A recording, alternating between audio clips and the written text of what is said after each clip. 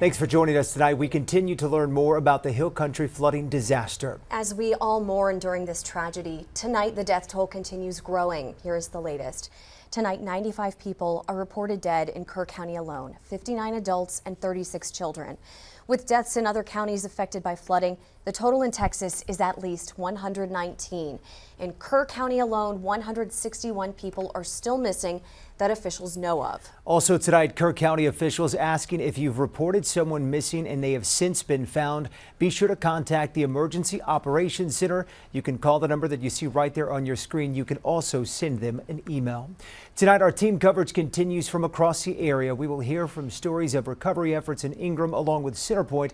We also have more from Kerrville about a missing father, mother, and a 2-year-old son. News 4 San Antonio's John Perrick is live in Kerrville, where the family says they're holding a vigil tonight. Hey guys, family tells me that young boy along with his parents are still missing this evening. And just take a look here. This is at least what's left of their home. You can see it's just the foundation. His family says they were inside when it swept away. The missing boy's name is Carlos. His father is Leo Romero and his mother Natalia. Carlos's stepbrother, Leo Romero Jr., was also in the home when it swept away. Rescuers found him a few hundred yards away down the river. He was rushed to the hospital. Today I spoke with Leo's mother, who tells me her son is now home but heartbroken. Today is his birthday. He shares it with his father. We spoke with his stepbrother, Carlos's godmother, who was very close with Natalia. Everybody at work is devastated with her loss, that they haven't found her yet, and they're still looking. And after all this, she was so worried about losing her job at 6 o'clock in the morning. She called in to work to let them know that she wasn't going to be coming in because her house was flooding. The family is planning on holding a vigil here at 8 o'clock this evening as search efforts continue for the Romero family. I'm John Perrick reporting live in Kerrville. Authorities in Kerr County talked about the massive emergency response this morning during the daily press briefing, and it became emotional as it has many times when Kerrville's mayor talked about the members of the community that have been lost. The recent numbers reported break my heart, and they break the heart of everyone up here, everyone who's been working since July the 4th. A lot of the work in the recovery of bodies is along the Guadalupe River. And while a lot of that work started in the Hunt and Kerrville areas, it's now moving downriver. News 4 San Antonio's Tom Rousey joins us live just east of Centerpoint. That's about 10 miles down the river from Kerrville. And, it seems like each day, based on the searchers I'm talking with, the search is moving further and further east. If you look behind me, you see the Guadalupe River well below me. Just talked to the son of the property owner. He says it got up to where I'm standing just about the day of the flood. If you look in the distance, you see just how far the damage goes, and you may actually see a vehicle being used by some of the search crews right now in the distance. You see how far the damage goes, and the search is moving more and more in this area. Here is some video we took today when we got together with one of the many crews of volunteers who are searching for the remains of people. They started their day near the heart of Centerpoint, and then they moved several miles east. Sources are telling me the remains of at least 2 people were found in this general area today. One of them appears to have been found even further east from Centerpoint, from where I'm standing, on the way to Comfort. We saw a searcher working in that area earlier this afternoon, where folks said those remains were found. Now, this all backs up what News 4 San Antonio learned earlier today, and that is that searchers are concentrating their efforts further and further east. And of course, the Guadalupe River flows to the east in that direction. Now, we talked to 2 of the volunteers today. One of them is in the Coast Guard, and the other is a Coast Guard veteran from Leon Springs. If you can help find anyone to help a loved one move on, having that closure is a huge thing. The sheer motivation of trying to reunite families with their children and their family members is enough. To be out here for hours sweating and all that, that's a no-brainer. As we come back here live in the distance, you can see some of the folks that are searching for the remains of people in that area of trees there, just about the area where the damage ends from the Guadalupe River. This is just an absolutely massive effort, and one of the things that struck me today was just how many of the searchers are volunteers who just abandoned their normal lives and came here because they felt it was really important to bring closures for families who have lost loved ones in the flooding. Reporting live near the town of Center Point, I'm Tom Rousey, working for News 4 San Antonio. And part of the massive recovery effort includes some workers who came to the area to build a makeshift dam. Cody Zamora and his team came to the Ingram area from Upton County, which is just south of Odessa in West Texas.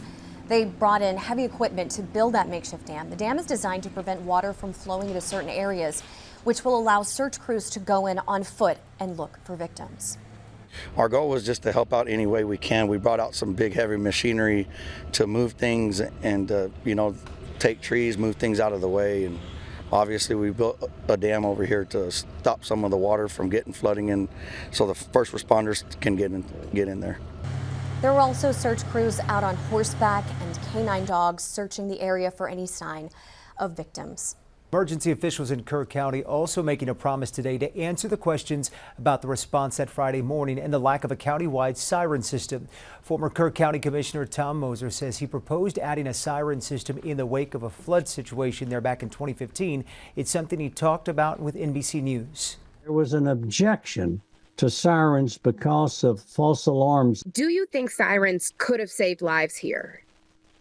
Most likely so, yes. Yes, I'm confident they could have. Coming up tonight at 6 o'clock, the I-Team's Jay Avila will have more on this story and about the siren system that's currently in place in Comfort and how they say last Friday it helped to save lives. Tonight, we are also hearing from Hill Country Camp staff who were swept away in a cabin. Yeah, they say the only thing that saved them was a tree. We've heard a lot about Camp Mystic. This is actually Camp La Junta. All right, News 4 San Antonio's Phil Sterling spoke with those who were working at the camp to find out how they escaped the flooding. He joins us live with their story. Phil? Now, these workers, they're from Mexico, but they were working at Camp La Junta over the summer, and when the waters rose, they said that they're surprised they survived something even locals said that they've never seen before. Here you can see footage of one of the workers who says that one of the workers recorded this footage, staff stuck in a cabin headed down the Guadalupe. They say later that that cabin got stuck in a tree and those staff members had to wait for the waters to go down before they could get out of it. Others that know the filmer say their cabin was right next door and the water was rising so fast they had to swim out of it to get to safety. A facilities worker had to connect them with a local San Antonian to give them a ride here. Trying to get them to smile, trying to get them to laugh. I even gave them control of the radio to be the DJ to put whatever music they wanted to listen to. Last I saw them together, it was all smiles. They'll work here for the rest of the summer. They say they're grateful that Mexico's also sent some firefighters to help out with the recovery effort here in Texas. Phil Sterling reporting live, News 4 San Antonio. And we continue to learn more about the victims of this tragedy, those who did not survive. Emma Allen has been following their stories and has the latest now from the live desk. Well, Emma Allen at the live desk. We are following these stories of these victims. We want to know the kind of people they were. The body of 21-year-old Ella Cahill has been recovered. Ella was a business student at UTSA. She was staying at a home in Hunt with 3 of her friends. 2 of them have sadly passed. Ella's sister saying in response to her sister's death, although we are grateful for answers, it still hurts the same. It's not fair. We needed more time with her. Ella's longtime boyfriend, 22-year-old Aiden Hartfield, was part of that group of friends that went missing. He's still missing at this time. Reports show he called his dad the morning of the flood, telling him about the flood water and that he was trying to help his friends, but the line was then cut off. Aiden's dad on the ground now in Kerr County, still searching for his son days after the flood. That is the latest from the live desk. Continuing our coverage now, the deadly flooding in the Hill Country along with Central Texas. Senator John Cornyn spoke on the Senate floor for the first time since the devastating floods. At times he was emotional and led the Senate in a moment of silence for those who have lost their lives. Cornyn will be joining the president on his visit to the area on Friday.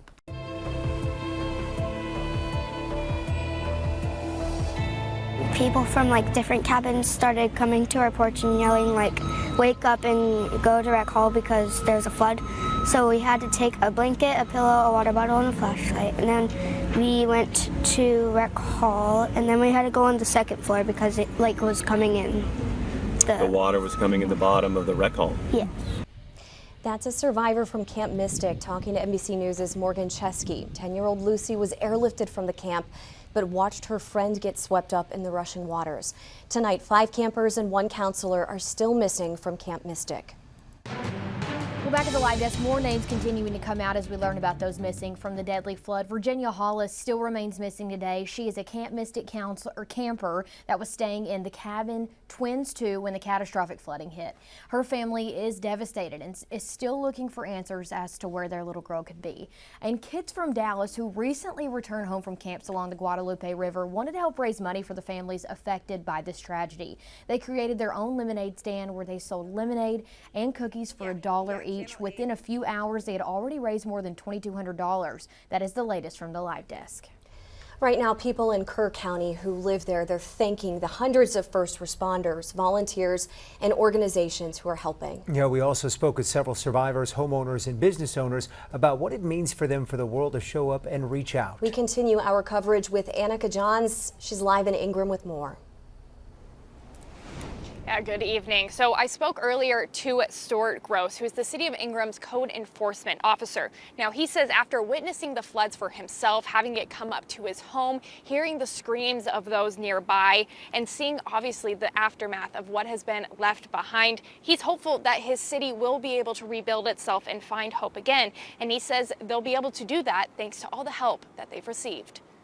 Pouring rain, pitch black, people yelling in the neighborhood. Now, Gross says he remembers hearing the Ingram Fire Department driving through his neighborhood early Friday morning. He says they had loudspeakers blaring, telling people to get out. Now, once he grabbed his wife and dogs, getting them to safety, he says he got to work and has been going nonstop for the past few days. But he's humble about his role, saying he owes a big thank you to a lot of people from the community, the state, and now the world. This is the most humbling thing I've ever been through, because the people have showed up in numbers, and they're kind, and they're helpful, and they're respectful of our loss. And these people are doing it, and they're not charging, they're not asking for anything, they're not asking for a place to stay, they're just saying, we got to help. Now, earlier this morning, the City of Ingram did declare a local state of disaster. And again, that took place earlier this morning at a City Hall meeting. Reporting live from Ingram, Annika Johns, back to you. Right now, families are hurting after the devastating floods. That's why News 4 San Antonio is partnering with the Salvation Army for Sinclair Cares Texas Tragedy Relief. Just scan the QR code to help survivors and first responders who desperately need it.